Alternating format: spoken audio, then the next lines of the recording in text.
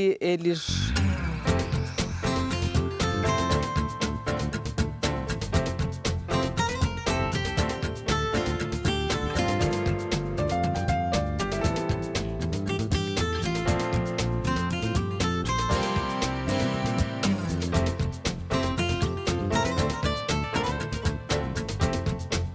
Olá, muito boa tarde. No Sem Censura de hoje, nós vamos falar de música, vamos falar de capoeira e vamos falar de vacinação e de população de rua. Nossos convidados de hoje, eu vou apresentar para vocês, são o Gilmar Carneiro, que a gente não deve falar assim. A gente deve falar do mestre Tamanduá, porque ele vem falar sobre o encontro de capoeiristas em São Paulo, que está comemorando 50 anos da capoeira Cordão de Ouro. É isso mesmo? Isso, Grupo Cordão de Ouro. Com o mestre Suassuna. Mestre Suassuna, que é meu mestre. Parabéns. Obrigado. Nós estamos com o Leonardo Sá, que é advogado e coordenador do projeto Ruas. E ele vai falar sobre, sabe, esse famoso chuveirinho instalado numa marquise para afastar os moradores em situação de rua. Engraçado, né? É bem triste, né? É. E vamos conversar com Carlos Henrique Dumar, que é biólogo e que vem falar sobre esse movimento anti-vacinação. É isso mesmo, né? Tem gente que acha perigoso. Tem muita gente que não quer tomar vacina. Vê se pode. Estamos com Michele Leal, que é cantora e que vai se apresentar amanhã no Espaço Cultural do BNDES, no Rio, e vai lançar o CD Peixe aqui? Sim. É muito bom. Nós estamos com Camila Abreu, nossa produtora de web, que vai explicar para vocês como participar do programa hoje. Prazer em vê-la, Camila. Ai, o prazer é sempre meu. Boa tarde, pessoal. Para participar do Sem Censura é muito simples. Basta você entrar na sua rede social favorita, que pode ser o Twitter, o Facebook ou o Instagram, mandar um recado, mandar a sua mensagem ou fazer uma pergunta para os nossos convidados, que eu vou receber e repassar para eles. Lembrando que a gente já está ao vivo no Facebook. Então Maravilha. Participem. Isso, participem. Os assuntos hoje estão muito bons e muito polêmicos, inclusive. Vamos lá. Eu queria perguntar para a mestra Tamanduá, que é assim que se denomina Gilmar Carneiro, que não gostou dessa homenagem que a mãe prestou ao goleiro Gilmar, meu ídolo. Ele era muito classudo, Gilmar, você não tem ideia, ele era muito bacana, ele tinha um porte quando entrava em campo, ele era sério. Isso, mas o nome do meu avô é Pedro. E eu acho Pedro maravilhoso, É lindo. né? Só que o nome do meu filho também é Pedro. E eu falei, pô, por que não Pedro? Mas aí eu fui descobrir isso depois. E a verdade é, o meu nome seria Pedro. Mas uma amiga da minha mãe, que também era apaixonada pelo Gilmar, aí bota Gilmar e ficou Gilmar, eu não sei por quê. Você não gostou, Eu não gostei. Tá bom. E aí o Tamanduá veio já na capoeira? Já na capoeira. Você sempre jogou? Conta pra mim. Eu comecei capoeira em 80, né? Fui aluno de Mestre Boneco, comecei com Mestre Boneco, né? E aí agora eu faço parte do Grupo Cordão de Ouro, que é do Mestre Suassuna. E vocês estão comemorando o quê? A gente está comemorando, né, hoje, amanhã, de hoje até domingo, o Dia de Ouro, que é um dos maiores eventos do Grupo Cordão de Ouro, né? Um dos maiores eventos do mundo da capoeira, um dos maiores, onde está sendo convidado todos os grupos, né? E está vendo gente do mundo todo, né? E como é que se fala? A gente está em 80 países, o Grupo Cordão de Ouro, e está vindo os convidados para essa grande festa que é organizada. Em São Paulo, que não é tradicionalmente um lugar de capoeira, mas hoje em dia já é, né? São Paulo tem tudo, né? Não, São Paulo sempre foi, né? Porque o mestre Suassuna, quando veio para São Paulo... Ele veio, né, de onde? Ele veio de Itabuna. Ele é baiano, né? Ele veio de Itabuna. E aí chegou em 60, né? Aqui na década de 60, foi quando ele trouxe a capoeira para São Paulo. Melhor, já existia, mas ele veio, né, para difundir também esse trabalho. E numa época onde, né, na época de ditadura, aquela coisa toda, ele, aos trancos e barrancos, conseguiu até que abriu a primeira academia. E aí estava procurando um nome, né? Eu acho legal que ele conta isso para a gente, né? A gente fica fascinado. O mestre é um amor de pessoa, né? Só luz. E ele conta... é que eu estava vendo naqueles festivais, né, de música popular brasileira, aí a Elis Regina cantou a música de Baden Powell, Quando eu morrer, me enterre na lapinha, calça culote, paletó, almofadinha. Aí tem adeus Bahia, zum, zum, zum, cordão de ouro, né? Vou partir, porque mataram meu bisão, uma coisa assim. Aí, cordão de ouro, aí falou com o Mestre Brasília, que era o companheiro dele, que veio, junto, que começou o trabalho também junto com ele. Aí, pô, ficou cordão de ouro. Então, desde então, ficou cordão de ouro esses anos todos, vai continuar, graças a Deus. E aí, por isso ele deu esse nome. E está comemorando, então, 50 anos desse grupo de capoeira. Desse grupo de capoeira e também de aniversário do Mestre, que a gente já está comemorando, já tem uns 6 meses, né? E aí, como é que é esse encontro? É lá em São Paulo, em que lugar? Em São Paulo, no Clube Eletropaulo de Osasco, né? Tá. E aí, o que acontece? E está todo mundo convidado. É aberto para a população em geral, vai todo mundo lá. Aberto para todo mundo. E o que acontece durante, por exemplo, hoje, que dia é hoje? Quarta. De quarta até domingo, vocês vão ficar todos os dias lá? Isso aí. Aí tem aulas, né, ministradas de manhã, à tarde e à noite, né? Até 10 horas da noite, sei lá. E aí, com vários mestres de vários grupos, de outros grupos, do Grupo Cordão de Ouro também, né? Eu mesmo vou dar aula na sexta-feira, tem 2 aulas para eu ministrar, né? Então... Você trouxe um grupo aqui que vai mostrar para a gente um pouco do jogo. Isso aí. Esse grupo que você trouxe é daqui do Rio, é de Vargem Grande? Explica um pouco esse trabalho que você faz. No Rio de Janeiro, até então, não havia capoeira, né, mestre formado pelo Grupo Cordão de Ouro. Tá. Daí eu sou o primeiro mestre, né, formado, né, do mestre Suassuna aqui no Rio de Janeiro. Tá. E eu faço um trabalho em Vargem Grande, na Associação de Moradores, né, no qual eu tenho também um projeto social, né, com uma criançada ali das comunidades ali adjacentes, perto de Vargem Grande. Perto ali de Vargem Grande. E a gente faz esse trabalho, eu faço esse trabalho já há 25 anos, tá, né? Mas eu dou aula em Vargem Grande já há 27. E eu comecei esse trabalho e essa aí é a minha turma de adulto, né, que veio comigo. E a gente está aí na luta, né, divulgando o esporte, né, a capoeira como esporte, como filosofia de vida. Pois é, você disse que você foi a Londres, que é o maior sucesso. Explica para mim esse sucesso que a capoeira faz aqui fora do Brasil. Por quê? Desculpa, não... Esse sucesso que a capoeira faz fora do Brasil? É muito grande, é muito valor também que eles dão, né? É claro que aqui no Brasil a gente tem a ginga, tem o jeito, mas lá fora é uma coisa que encantou. E todo mundo que vê, né, como eu te falei, a gente tem capoeira, né, no mundo todo, não só o Grupo Cordão de Ouro, como vários outros grupos, né? E eu acho que encanta pelo tambor, pelo berimbau, né? Pela arte, pelo canto, né? E a capoeira integra também, além de... Porque todo mundo está passando uma roda de rua, uma roda na rua, pô, que barulho é aquele? Aí tem o canto, aí o povo vai se encantando. Qualquer uma pessoa, né, que tem uma sensibilidade... Né? A roda de capoeira, ela atrai. Ela atrai, E aí, eu quero fazer. Onde é que tem? Aí você vê todo mundo perguntando, onde é que fica? Onde é que criança tem, adora, né? Não, criança ama. Olha só, vamos apresentar o grupo e você vai jogar um pouquinho pra gente ver? Bom, eu tenho que tirar o microfone? Você está com o microfone definido? Não, não precisa não. Não? Não, claro que não. Eu ia até jogar, não vou jogar porque eu tô de salto alto.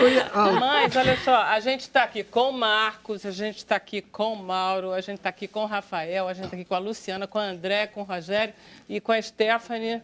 Todos têm apelido, deixa eu ver se eu lembro. Pé de valsa, tartaruga, tamanduá. Marcos, eu vou esperar. Água Viva, Playmobil, Sassurana, Bicho da Seda. Como é que não está me vindo o seu? Marcos, dá uma... Pé de mola, é isso. Eu sabia. Estamos aqui com Caxinguelê. Você quer jogar um pouquinho? Não posso. Então tá. Então, eu vou começar e depois, Rogério, você pega outro berimbau. Ok.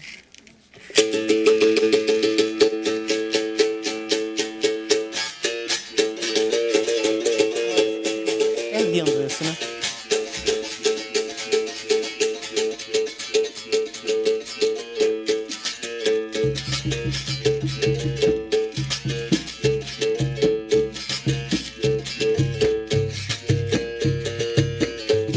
nego tá vadiando, deixa o nego vadiar. O nego tá vadiando, deixa o nego vadiar. Vadeia, vadeia, vadeia, nego. Vadeia, vadeia, vadeia, nego. Mas vadeia, vadeia, vadeia, nego. Ei, mas vadeia, vadeia, vadeia, nego. O nego tá vadeando, deixa o nego vadear.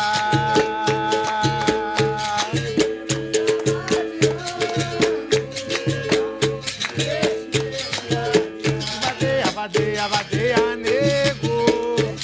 Oh, mas vadeia, vadeia, vadeia, nego.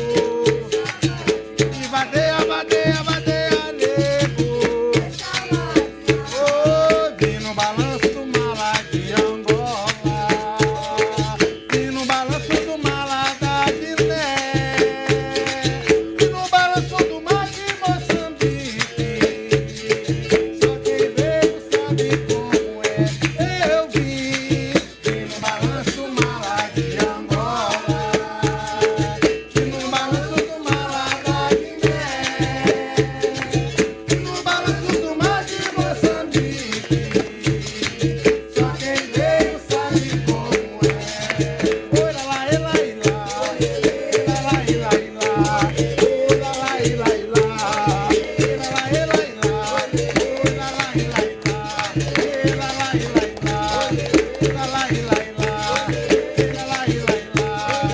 bate o tambor e toca o berimbau também.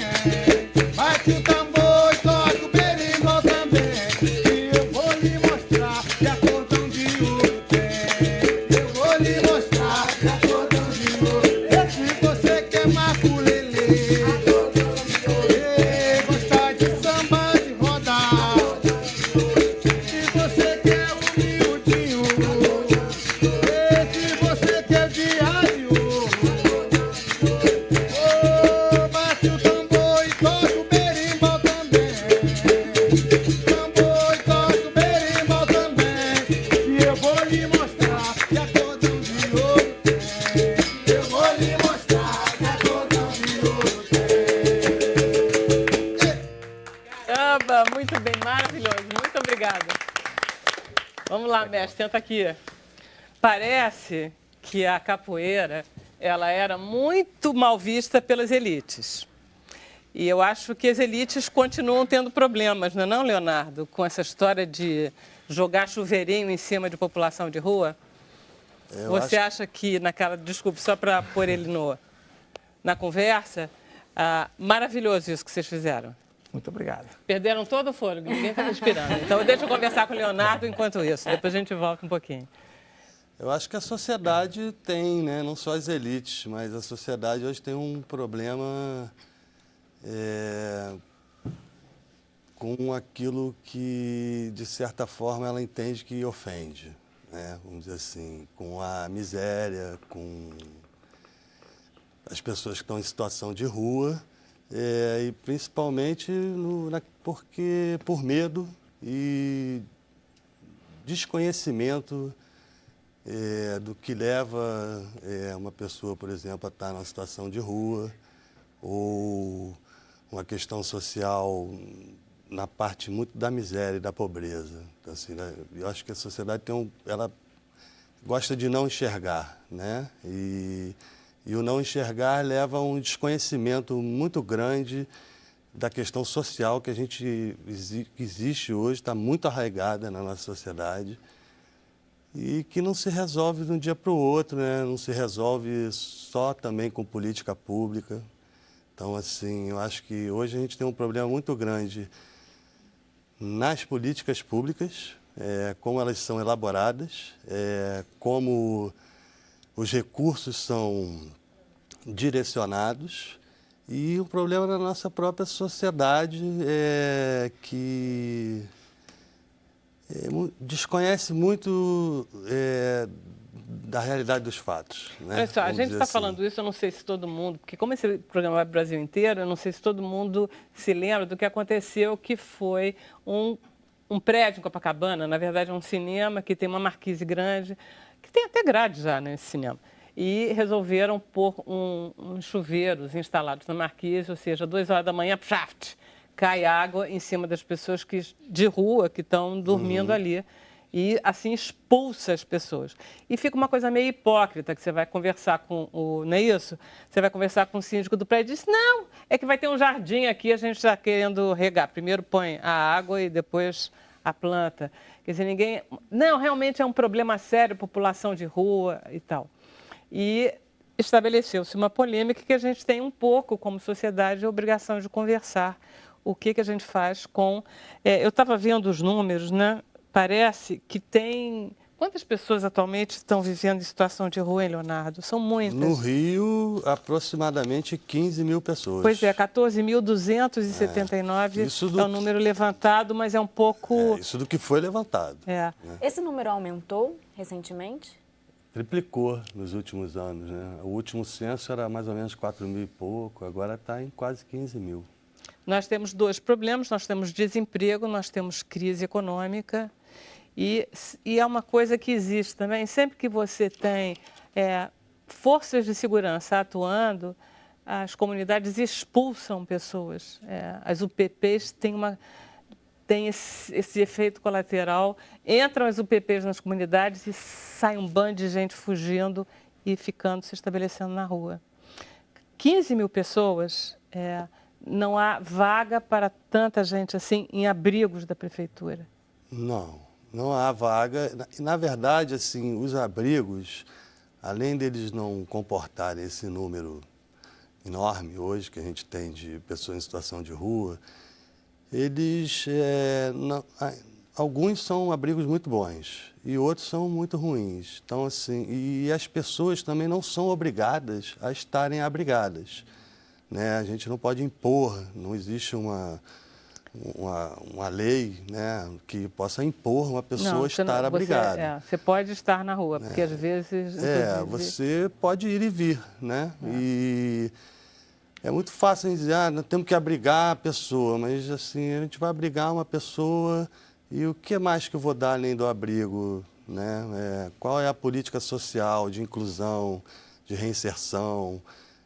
Que muitas vezes elas não acompanham isso. Né?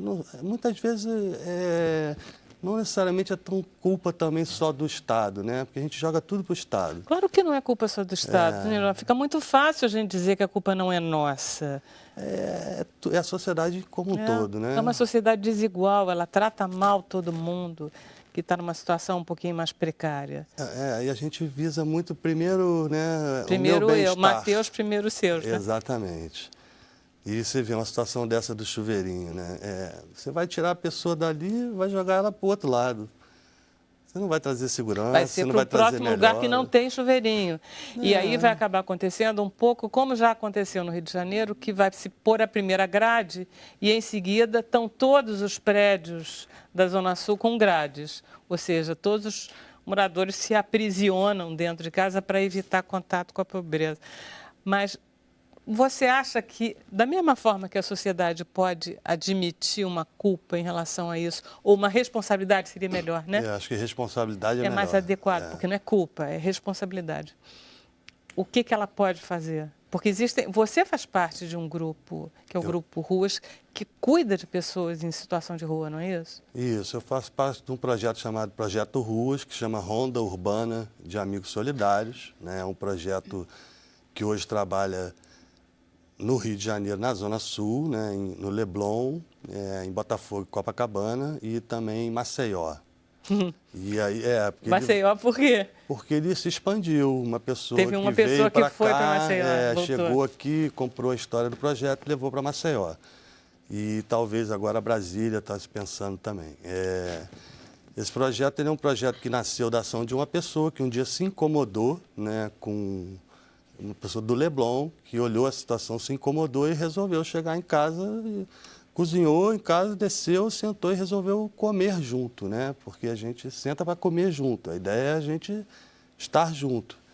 E dessa ação dele, outras pessoas foram ingressando, o projeto foi aumentando e a gente passou a fazer o que a gente chama de ronda, né? Em locais fixos, né? Tanto em Botafogo, Copacabana, quanto Leblon. Copacabana tem 3 meses agora que começou. E a gente senta com eles para comer, a gente conversa, cadastra, escuta, brinca, ensina e aprende. Né? Vamos dizer, a gente ensina o que a gente pode e aprende muito mais do que a gente ensina, né? Porque é impressionante as situações, as histórias que a gente escuta, são coisas que um dia você fala, bom, eu poderia estar aqui. Aí você começa a mudar a sua cabeça, né? Em relação àquela situação. E dali, dessa ronda, a gente vai jogando para outros programas, né? A gente trabalha com casa de recuperação, então muita gente que a gente conhece na rua e pede esse auxílio, a gente leva para a casa de recuperação, a gente acompanha toda a recuperação dele para depois tentar inserir de novo na sociedade, dispara currículo, busca trabalho, trabalha junto com a Defensoria Pública na parte de documentação e várias outras ações. Tem um programa novo agora que chama Housing First, né, que é um programa que está em vários lugares do mundo, que a gente está agora aqui implementando como piloto, que é um programa que a gente pega a pessoa, arruma a casa para a pessoa e vai dando, durante um período... Assistência, né? Durante um período a gente vai dando aquilo que a gente tem, né? A gente vai dando dentista, a gente vai dando assistência médica, psicológica, educação financeira. E aí vai reintegrando ela, tentando, né, reintegrar na sociedade dignidade, né? Acho que é o que todo mundo Deixa eu ir para o quer. intervalo. Na volta eu vou perguntar para todos nós o que a gente faz numa situação como essa que os moradores desse condomínio estão passando, mal ou bem, né? Tá? A gente vai para o intervalo, a gente volta já já.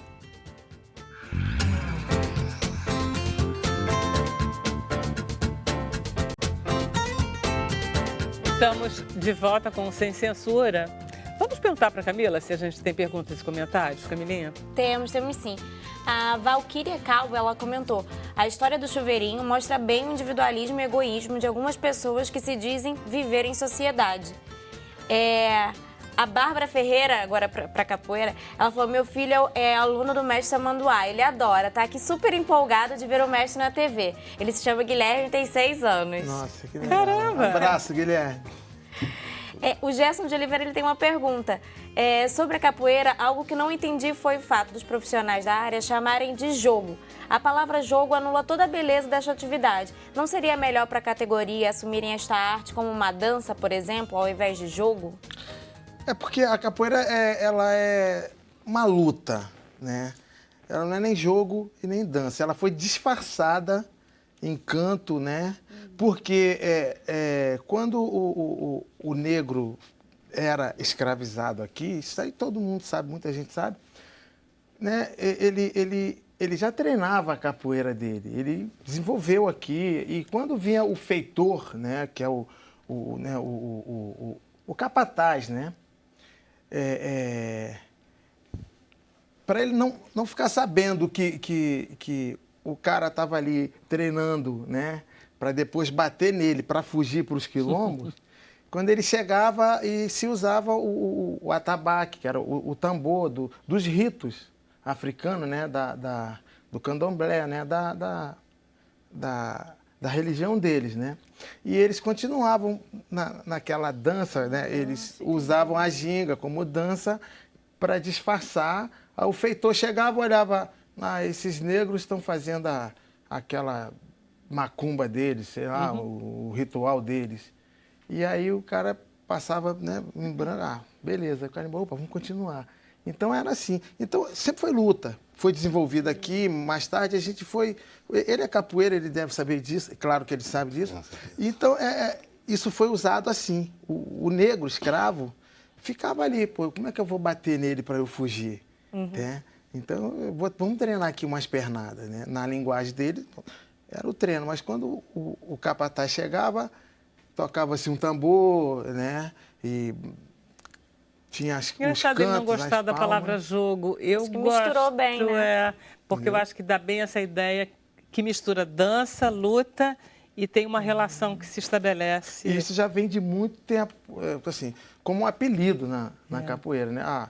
Por que tem apelido? Porque naquela época, né, o filho do barão não sei das quantas, que era aquele menino mais atirado, gostava de ver as coisas da rua, né? E aí o que ele fazia? Pô, ele via a capoeira, ele tinha um amigo, né, que era escravo, ele gostava, se afeiçoava, né? Pô, me ensina isso aí, isso era legal. E aí ele acabava treinando a capoeira, ficando até bom de capoeira, e pro pai dele, que era o barão, não sei das quantas, meu filho, a sociedade, barão, teu filho tá fazendo capoeira. Aí o que ele falou? Meu nome sei lá, Gilmar. Então, você tem que mudar o nome. Então me chama de Tamanduá, entendeu? Meu nome é Simão, então me chama de Kunta Kinte. Então, você viu aí o Kunta Kinte? Quem é? Aí o pai dele, não conheço. Mas era. Não, ele disfarçava que era para a família não descobrir que ele estava fazendo capoeira. Mas o tipo de apelido que se dá tem a ver com alguma coisa da pessoa. Biotipo. Com biotipo? Com biotipo. Caxinguelê, ele tem a ver com o esquilinho, ele? Porque eu era rapidinho. Ele era ligeiro, tá então Caxinguelê. Tem a ver com uma característica da luta da pessoa, não é isso? Luta, Então, os nomes são bonitos, né? O meu Tamanduá, quando eu comecei capoeira, eu jogava capoeira com a língua para fora. Que esperto. Olha, os nomes são bem dados, né? Aí o meu mestre, o boneco, né, na época, bota essa língua para dentro, tá maluco, vai perder a língua, parece um tamanduá.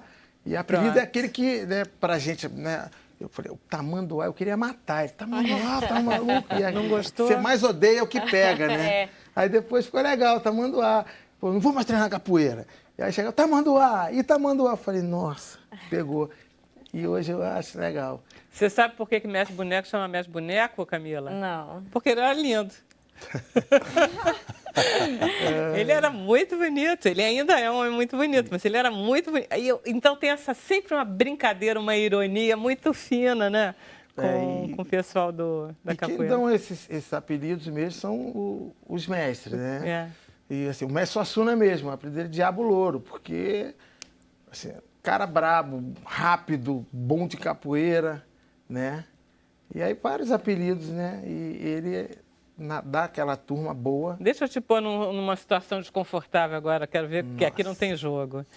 Se você morasse nesse prédio de Copacabana, que tem, sei lá, 80 apartamentos, 100 apartamentos, e que você visse debaixo da marquise onde você mora, sei lá, 10 pessoas morando lá, eles reclamam, dizem que eles fazem xixi, cocô, que, entendeu? Fazem tudo que é impróprio, como diria o Leonardo, fazem tudo que a gente faz em casa, eles fazem na rua.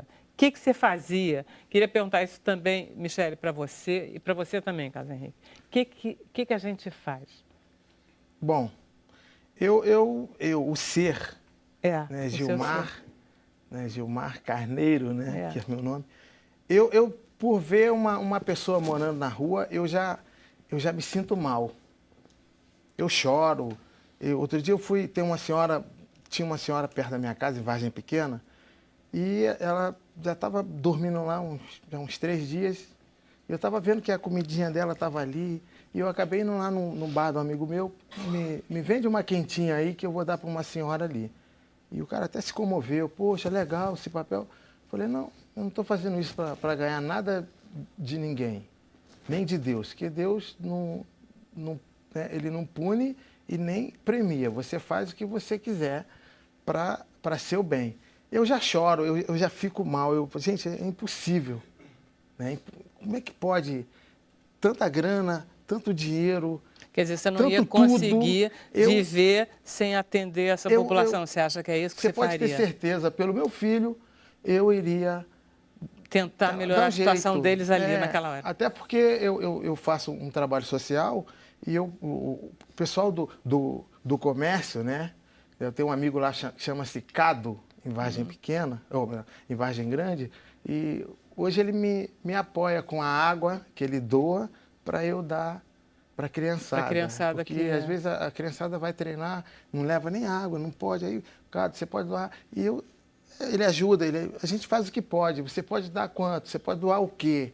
Você pode doar um pão, pode doar sei lá, Uma roupa. uma quentinha, uma roupa. E a gente faz esse trabalho social com a capoeira também, que vira e mexe a gente, ó, eu quero um paletó velho, sei lá, um casaco velho.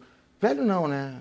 Usado, um cobertor, e a gente sai distribuindo. Quer dizer, tem população de rua em Vargem Grande também, né? Não é só na Zona Sul. Michele, desculpe te pôr nessa saia justa, Não, imagina, mas vamos lá. Eu moro, só rapidamente falando, moro no Catete e embaixo da minha casa tem uma grande marquise que serve de abrigo para várias pessoas. E já cansei de descer ali, dar água, dar comida, dar pão, dar travesseiro, dar cobertor, manta. Já fiz várias vezes, assim, incomoda, é muito ruim você passar e ver e não fazer nada, né? É uma situação muito triste, desigualdade, né? É bem... Estava comentando com ele aqui, a minha irmã faz parte desse grupo que faz as rondas lá na... Faz parte do Ruas dele do mesmo? Ruas. E ela me contou desse projeto, fiquei super interessada. Falei, poxa, eu quero participar, fazer como que faz para participar desse projeto, né? Porque não custa nada você sair, dar uma volta, fazer o que ele falou, né? Sentar, conversar, a pessoa se sente tão... De repente, né, pela primeira vez, alguém prestando atenção em mim, né? Em algum momento, conversa, dá um copo de água, uma sopa. Isso deve ser muito confortável, né? Confortante, desculpa. Na situação que as pessoas estão na rua, né, gente? Eu não consigo imaginar, honestamente, eu não consigo imaginar. Mas a gente poderia estar, né? Quão difícil é isso. Frio, às vezes eu fico tensa com frio, assim. Eu falo, Jesus, imagina... E olha que você é mineiro, Itajubá faz frio. Faz frio. Mas imagina, essas pessoas estão na rua, muito triste. Muito triste. Barra pesada. Não. E aí, Carlos Henrique? Olha, eu acho que é uma situação que você só sabe se você estiver naquele condomínio e vivendo dessa forma. É uma coisa muito triste como uma pessoa pode chegar a esse nível de degradação da vida dela. E como foi dito, é uma coisa que pode acontecer com qualquer um. Ninguém está livre disso, ninguém sabe as circunstâncias da vida que pode levar alguém a chegar nisso. Eu acho que, como eles falaram, é muito importante você suprir necessidades básicas daquela pessoa. Então, você vai ver uma pessoa com fome, desamparada, humanamente, você vai dar comida para essa pessoa. Será que, na verdade, talvez esse condomínio pudesse, na verdade, em vez de expulsar, adotar, né? Talvez fosse... Talvez, se alguma pessoa tiver capacidade de trabalho, por que não uma pessoa fazer um trabalho em troca de alguma remuneração, alguma função mais básica? Eu acho que isso poderia ser daria dignidade a essa pessoa para ter um trabalho, seria uma troca. Mas, enfim, é muito difícil você pensar na quantidade de pessoas que você tem, 15 mil pessoas desabrigadas. O que você pode fazer para mudar a realidade de 15 mil pessoas, enfim, sem ficar esperando que o Estado vá resolver isso. Você tentar realmente, de alguma forma, que as pessoas possam agir e resolver. Mas 15 mil pessoas poderiam se ocupar de cada um de uma pessoa. E aí dava, 15 mil não é tanta gente assim, né? Se você pegasse 15 mil voluntários, cada um pegava uma pessoa, cada um cuidava de um, aí dava, né? Em tese, estou falando em tese, porque o que acontece, na verdade, é que eles são vítimas de muitos maltratos, é isso? Quando a pessoa chega na rua, é importante a gente entender o seguinte, que a rua é muito, por exemplo, muito diferente, por exemplo, de uma comunidade, né? Claro. Que eu digo da miséria. Claro. Porque a pessoa, quando chega na rua, vai para a rua, ela vai por milhares de motivos. Separações, traumas, perdas e acaba, ou drogas e outras coisas, e vai se degradando naquele ambiente. A população, uma boa parte, eu não gosto de generalizar, né? Porque eu acho que muito é do medo e do desconhecimento. E de achar que o Estado tem que resolver o problema. É o que você estava falando. Se a gente passa a se preocupar também, não vou dizer que a gente vai resolver, mas a gente vai minimizar muito o problema. Por exemplo, onde eu moro, Botafogo, são meus amigos. Eu não olho hoje para uma pessoa, a maioria... A gente, todo dia, para ali para conversar. A gente para bater papo para tentar achar a solução. Né? E, às vezes, a gente acha a solução. E isso é que é legal. Você vê, muitas vezes, partir da própria pessoa que está na rua, e quando você vê, a pessoa não está mais na rua. Isso é um presente muito grande, assim, dá uma alegria muito grande. E eu acho que a gente pode como sociedade, colaborar muito. Primeiro, tirando o que a gente chama, né, o véu, olhando no olho. Olhando, né? Olhando no olho, fala, vem cá, cara, o que houve com você, o que eu posso, o que eu tenho para te ajudar e o que você tem para me ensinar. Porque quando você vê, eu conheci gente na rua que você fala, nossa, por isso que eu falei que podia ser eu, né? Você fala, nossa, e como é que a pessoa aguenta uma situação dessa?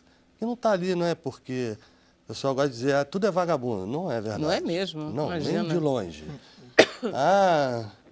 Usa droga, usa isso, usa aquilo. Bom, eu não sei, eu não vivi na rua, mas imagino você na rua, sem ter que pedir comida, tem que se humilhar o tempo inteiro, e quando você vai dormir debaixo da marquise, chegar alguém e ainda chutar a sua cabeça. Então é uma situação muito difícil. Não, você é vítima de roubo ou ligar na um chuveiro, rua, né? ou ligar um chuveiro. Não, você já é vítima de roubo. As pessoas roubam você ali na rua. Se você dorme na rua, experimenta dormir. Roubam seus documentos. Roubam qualquer coisa, roubam tudo. Exatamente. Porque a rua é o lugar de ninguém, né? Vamos lá. O negócio hoje aqui está sério, né? Esse negócio, eu acho muito sério esse troço. Mas eu acho, às vezes, mais sério ainda esse problema que está trazendo o Carlos Henrique aqui, que é um movimento que, aliás, é muito americano isso, né? Começa nos Estados Unidos com visibilidade mundial, que é de ser contra as vacinações.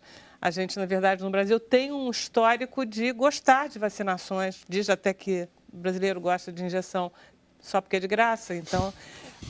Que horror. Né? Mas é verdade, diz isso. Se é de graça, então tá, vou lá e tomo. E o Brasil não tem, a não ser na época do Oswaldo Cruz, que foi um pouquinho autoritário, o brasileiro recebe bem as campanhas de vacinação. Mas está havendo um movimento anti-vacinação e você, como biólogo, como pesquisador da Fiocruz, vive isso? As pessoas realmente dizem para você, que é isso, Carlos Henrique, não quero me vacinar, não? Esse movimento, nos Estados Unidos, ele é bem mais forte que aqui. Aqui ainda é bem pouco, tem algumas pessoas com resistência à vacinação. Na verdade, isso é um direito delas também, as pessoas têm o direito de não querer se vacinar.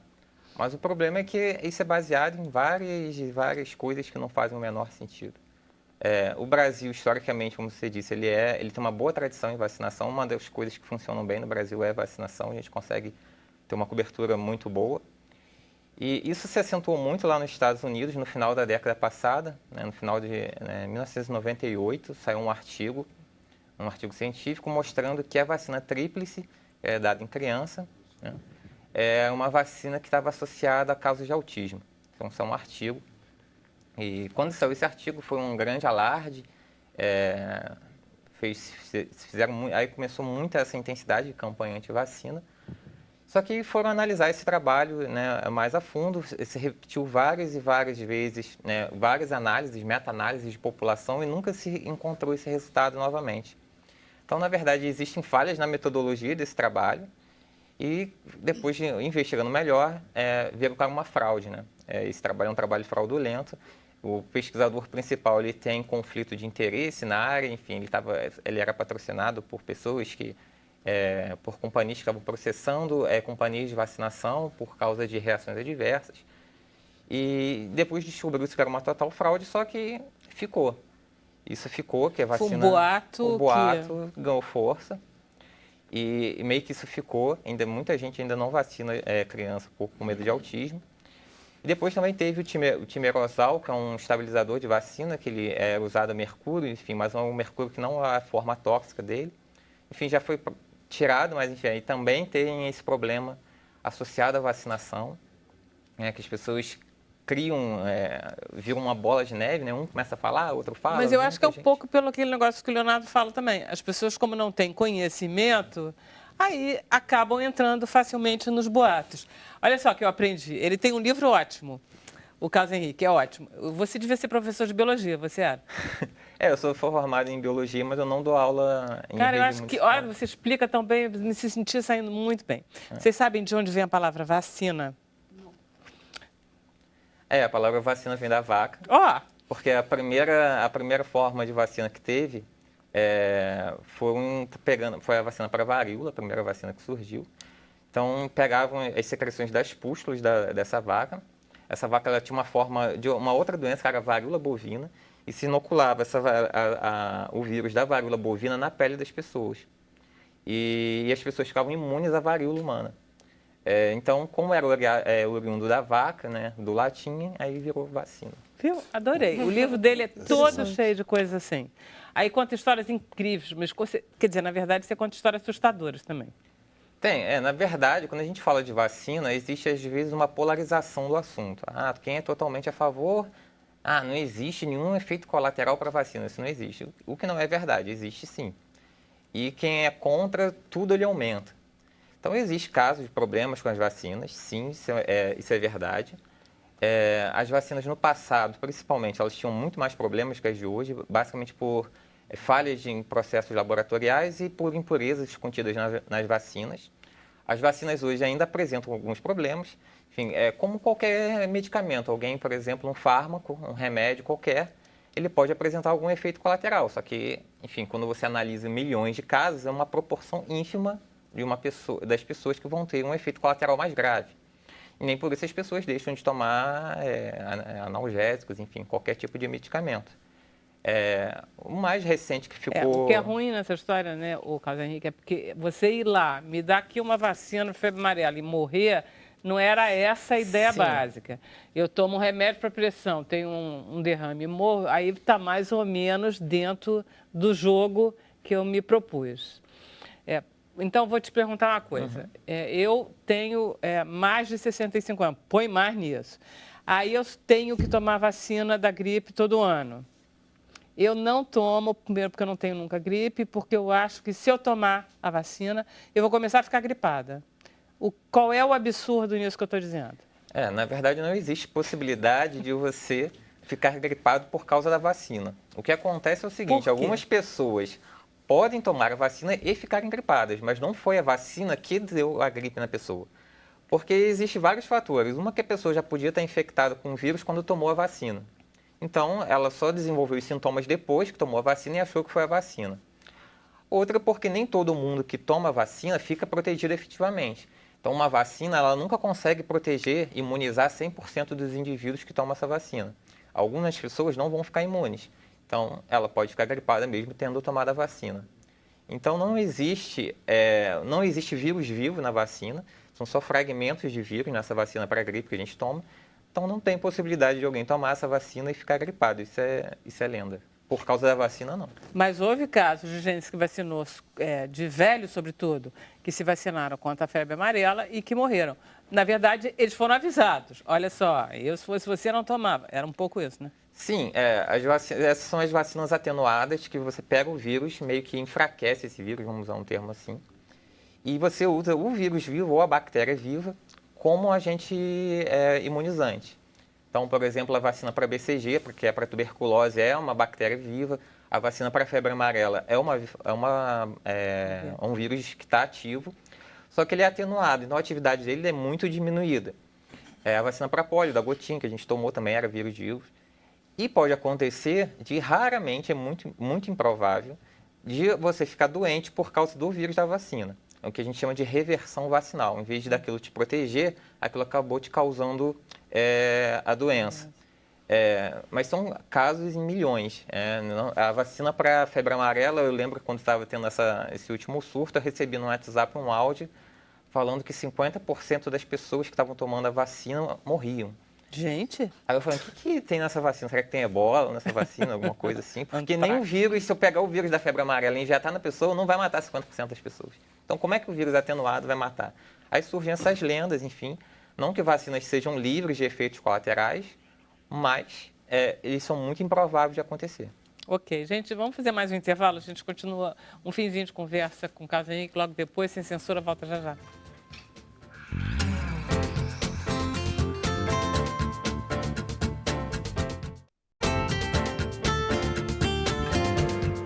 Olá, estamos de volta com o Sem Censura. Vamos perguntar para a Camila. Camila, e aí? Temos perguntas, comentários? Temos. A Nancy Armada, ela pergunta qual o percentual de recuperação e inserção na sociedade dos moradores de rua? O percentual de inserção, dizer que 10%, que a gente consegue lá, o trabalho é árduo, mas uns 10%. E tem uma outra pergunta da Maria Vitória, na verdade, assim, ela comenta que cada caso é um caso. Um outro dia, levei uns agasalhos para um morador de rua e ele não quis. E ele estava apenas em uma saia enrolada no corpo. Fiquei muito preocupada porque ele estava com frio. O que fazer? Como fazer? É bom, como ela colocou, né? Cada caso é um caso. Você pode ter casos de pessoas que têm problemas psiquiátricos, aí tem que encaminhar mesmo ou para um projeto social ou para algum órgão do Estado, né? Ou do município que trabalhe com a parte de psiquiatria, né? Mas cada caso é um caso. Se a pessoa também não apresenta nenhum tipo de comportamento violento e ela percebe que ele está entendendo, né? Ele tem cognição, entendimento, é uma escolha dele. Ok. Então, vamos lá, Carlos Henrique. Você acha, então, todo mundo tem que se vacinar, mesmo que sejam 21 vacinas para uma criança, assim, digamos? Eu fiz as contas, dá umas 20 vacinas para criança. Tem muitas vacinas. Como eu disse, os efeitos colaterais acontecem de verdade, mas geralmente a maior parte dos efeitos colaterais eles são brandos. Então, um caso extremo de uma doença grave é muito raro, é muito difícil isso acontecer. Então, eu recomendo que as pessoas vacinem, sim. Maravilha. Michele, vamos lá, esse show, então, amanhã, BNDES, que horas? 19h em ponto. Quanto vai ser? Oi? Quanto vai ser? Quanto? É entrada franca. É só entrar no site do BNDES, fazer a reserva dos ingressos a partir das 10 horas da manhã, retirar até as 6h30 da tarde. Olha só, é verdade que aí você estava cantando aqui no Barzinho na Lapa e de repente entrou dentro de cavalo e disse assim, eu quero ela. Como foi? Foi mais ou menos assim. Eu estava fazendo um show do disco do meu primeiro EP, o Jacarandá, e num albergue de um amigo meu que virou ponto de cultura ali na Lapa, aqui na Gomes Freire. E eu convidei as pessoas para assistir o show do disco e ele apareceu lá.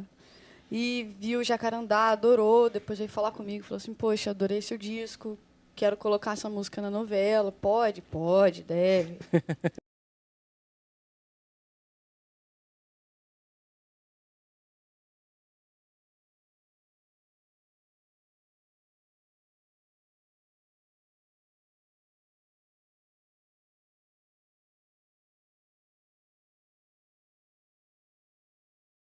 Da música. Estudei música, comecei a fazer piano muito cedo, canto coral muito cedo. No meu colégio a gente tinha essa cultura, a gente tem, né? Lá eles ainda continuam com esse trabalho do canto coral, da formação musical muito, muito boa, muito rica, né? Quando eu digo formação, eu digo referências, né? Boas. Uhum. Então, escutávamos coisas boas, né? Chico, Caetano, Gil, Milton pra caramba, muita coisa. Você tem uma voz trabalhada, você não tem, assim, não é? Você não, eu estudei muito. Eu só percebi que eu estudei canto mais velha, porque como eu estava naquela coisa do canto coral desde pequenininha, aquilo se tornou uma coisa meio que automática. Então, eu fui tendo aula de técnica e canto coral dos 7 aos 22 anos. Muito bom. Então, eu só fui entender o valor e a importância disso um pouco mais tarde, porque aquilo era uma ferramenta que você já dispunha, né? Na verdade, aquilo para mim era muito divertido, não via aquilo como aula, como nada parecido. Então, eu só fui entender que aquilo foi tão rico e tão importante hoje. As composições são suas? A maioria, sim. São minhas, de parceiros, amigos que tocam comigo, estão comigo, a gente escreve junto. Você compõe no piano? Não, eu componho no violão. Às vezes, eu componho assim, na cabeça mesmo, estou pensando e estou fazendo, e depois eu passo para o violão. Mas usualmente eu achei, quando eu ouvi hoje de manhã, que eu estava ouvindo os dois, né, tanto o Jacarandá quanto o Peixe, eu achei que era você tocando. Depois você me disse que não, que era o Marcos Campelo. O Marcos ele faz a guitarra do Peixe, o violão sou eu. Ele é o guitarrista do disco, ele gravou conosco. Tá bom, porque é muito orgânico o teu violão. Então, esse foi o grande lance do disco, assim, que a gente escolheu uma forma de gravar que pudesse captar isso, essa organicidade, né, essa quentura. Mostra lá que eu queria mostrar para os telespectadores. A gente vai passar para o Facebook, a gente pode até conversar. Vamos agora. Você vai cantar o quê com o Marcos? Morena Marina. Lindo. É do disco É a primeira faixa do disco. Valeu, Peixe. Marcos. Prazer em tê-lo aqui. Deixa eu só me despedir dos telespectadores. Com certeza. Obrigada, mestre. Obrigada, mestre. Obrigada, mestre. A vocês também que estavam de casa. A gente vai seguir para o Facebook e a gente volta amanhã às 5 horas da tarde. Vocês vão ficar agora com a Michele e com o Marcos. Vamos lá. Morena, marina, menina mais linda, hoje faz frio. Deu tarde rosada no céu, costume esfriar um bocado, não custa cuidado. Na beira do lago meu pai joga um toco pra ver se põe fogo. Recolhe uma pinha perdida, um punhado de folha caída, não custa cuidado. Pinta teus olhos, ajeita teus cabelos negros,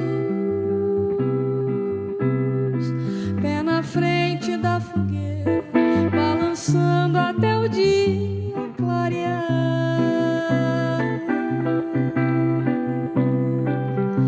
Pinta teus olhos, ajeita teus cabelos negros, pé na frente da fogueira, balançando até o dia clarear. Morena, marina, menina mais linda, hoje faz frio. Deu tarde rosada no céu, costume esfriar um bocado, não custa cuidado. Na beira do lago meu pai joga um toco pra ver se põe fogo. Colhe uma pinha perdida, um punhado de folha caída, não custa cuidado. Roda uma saia de chita vermelha, solta o cabelo, gira no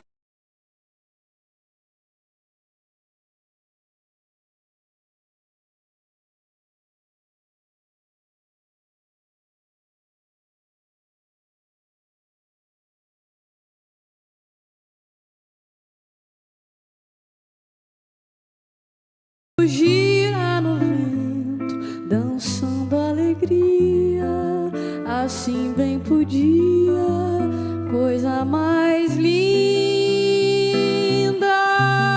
Roda uma saia de chita vermelha, solta o cabelo, gira no vento, dançando alegria, assim bem podia, morena, marina. Lindo. Maravilhoso. obrigada. Maravilhoso, maravilhoso. Vem pra cá. A gente já tá no Facebook, certo, Camila? Certo. Então, vamos lá. Então, a Sueli Gomes, ela comentou que ela já teve vários episódios de gripe depois da vacina. E o médico disse que muitas pessoas estão tendo essa reação. Como eu disse, não tem como a vacina. Na verdade, existem dois tipos de vacina para gripe. Só que aqui no Brasil, a que a gente toma é injetável, que não tem vírus vivo ali. Então, você não tem como pegar a gripe por causa da vacina. Basicamente, pode ser por algum outro evento que está acontecendo na vida dela. Pode ser outra gripe? Pode, porque na verdade o vírus da gripe, existem vários subtipos de vírus da gripe diferentes. Então você pode tomar a vacina por um subtipo e vir outro e você ser infectado. E é por isso que as vacinas geralmente são atualizadas anualmente, porque o vírus vive se modificando o tempo todo, então você tem que sempre atualizar a vacina também. Mas o vírus, a vacina em si causar a doença, não tem como. Bom, e o Roberto Cabral Silva, ele pergunta: sou sempre grato aos cientistas pelas descobertas. Vacinas são a nossa arma de prevenção das doenças em qualquer idade. Pergunta como está a vacina para Zika e tudo isso da dengue pro verão que vai vir. Para o verão que vem não vai ter vacina para Zika. A vacina para Zika ainda vai demorar um pouco para sair. Para a dengue, existe uma vacina que já cumpriu todas as fases aí, que é a dengue Váxia. É uma vacina que potencialmente irá para o mercado em breve. Mas ela são os 4 tipos? Isso, ela protege contra os 4 sorotipos. Existem 4 sorotipos do vírus circulando. Na verdade, existe um problema que quando você tem dengue a segunda vez é pior do que quando você tem a primeira. Por quê? Porque quando você produz anticorpos, é um pouco imunológico, enfim, mas quando você produz anticorpos contra o primeiro vírus que você é infectado, e você é infectado uma segunda vez com um vírus que é de outro sorotipo, ou seja, que é diferente do primeiro, em vez daquela resposta que você teve na primeira vez te ajudar, ela te prejudica.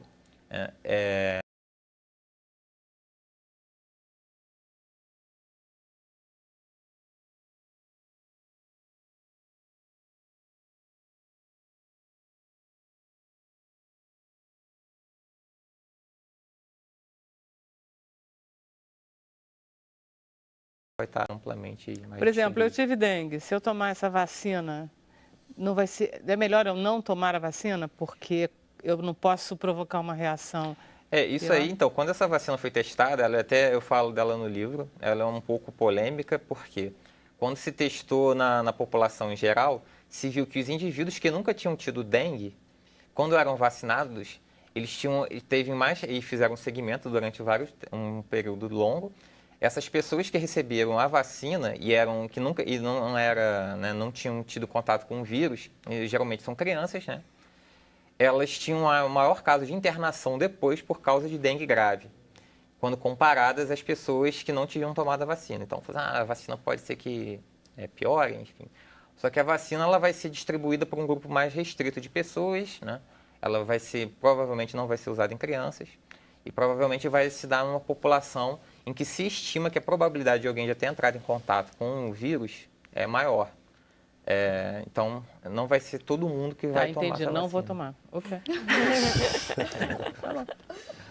Linda a sua música, Michele. Muito obrigada. Muito bonita. Você Muito canta obrigada. muito bem, você tem uma voz muito bonita, muito agradável. Essa música, Morena Marina, é uma menção óbvia, né, à obra de Dorival. É uma canção do Marcelo Padula, em parceria comigo. Fiz a letra, ele fez a harmonia do violão. O violão. Maravilha.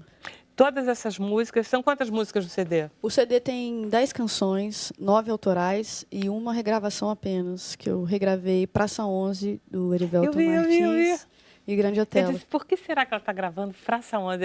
Ela deve gostar muito. Amo, amo. Eu conheci Praça 11 através de um projeto que participava, inclusive, com o Campelo, chamado Baile Primitivo, e que fizemos releituras de canções da década de 50. E aí, você gosta de batucada? Tem umas Não, batucadas? amei. Quando conheci Tem uma Praça coisa 11, sambista em você. eu tenho. Eu faço samba, gosto de fazer samba. E Praça 11 mexeu comigo, porque é um samba muito bonito mesmo. É. E vão acabar com a Praça 11, é muito triste. Mentira. Muito bom.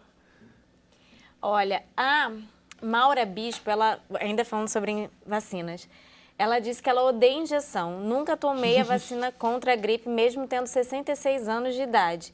E aí ela pergunta a relação com a Guillain-Barré nas vacinações. Tá. Isso é pergunta que eu não queria nem fazer. Essa é verdade. É verdade mesmo? Isso é verdade. Houve casos de relação com a vacina.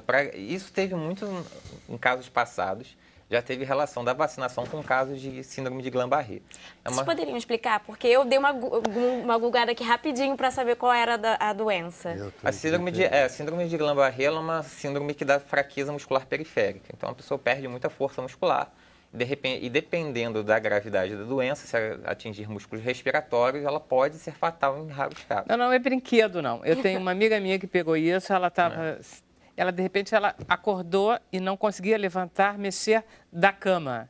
Fica sem força. Não, parada. Praticamente paralisada. Inteira, o corpo inteiro parado. E aí levaram para o hospital e descobriram. Ela estava com a síndrome de Guillain-Barré e ela aventou essa possibilidade porque ela tinha